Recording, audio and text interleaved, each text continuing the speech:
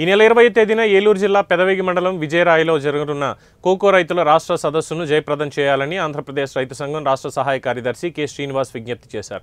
స్థానిక సిఐటియు కార్యాలయంలో కోకో రైతుల రాష్ట్ర సదస్సు కరపత్రాలను ఆంధ్రప్రదేశ్ కోకో రైతుల సంఘం, ఆంధ్రప్రదేశ్ రైతు సంఘం నాయకులు విడుదల చేశారు. ఈ సదస్సుకు రైతు సంఘాల రాష్ట్ర నాయకులను ఏలూరు జిల్లాతో పాటు కోకో సాగు జరుగుతున్న తూర్పుగోదావరి, పశ్చిమ గోదావరి, కోనసీమ, కాకినాడ, అనకాపల్లి, శ్రీకాకుళం, విజయనగరం జిల్లాల నుండి కోకో రైతులను ఆహ్వానిస్తున్నామన్నారు.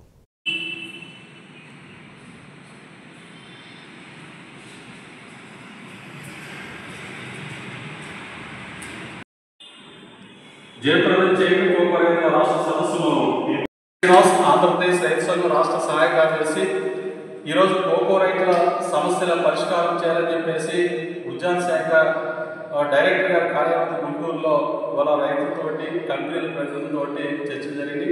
రైతు ప్రతినిధులందరూ కూడా అక్కడికి వెళ్ళాం. అయితే సమస్యలు పూర్తిగా ఇంకా పరిష్కారం చేసే విధంగా నిర్ణయం జరగలేదు. అయితే ఈ నేపథ్యంలో రేపు ఈ నెల 20వ తారీఖున పెదవేగి మండలం విజయరాయిలో గాంధీనగర్లో ఉన్న సీతారామ కళ్యాణ మండపంలో కోకో రైతుల రాష్ట్ర సదస్సుని నిర్వహిస్తూ ఉన్నాం. కాబట్టి కోకో రైతుల రాష్ట్ర సదస్సుని జయప్రదం చేయాలని కోకో రైతులందరికీ కూడా ఇవాళ ఆంధ్రప్రదేశ్ కోకో రైతుల సంఘం తరఫున విజ్ఞప్తి చేస్తూ ఉన్నాం. రాష్ట్రంలో 75,000 ఎకరాల్లో కోకో సాగు అవుతున్నది. ఏలూరు జిల్లాతో పాటు తూర్పుగోదావరి, పశ్చిమ గోదావరి, అట్లాగే అంబేద్కర్ కోనసీమ జిల్లా, అలాగే అనకాపల్లి, కాకినాడ, విజయనగరం, శ్రీకాకుళం ఈ జిల్లాలో పెద్ద ఎత్తున కోకో సాగు జరుగుతున్నది. ఈ అన్ని జిల్లాల నుంచి కూడా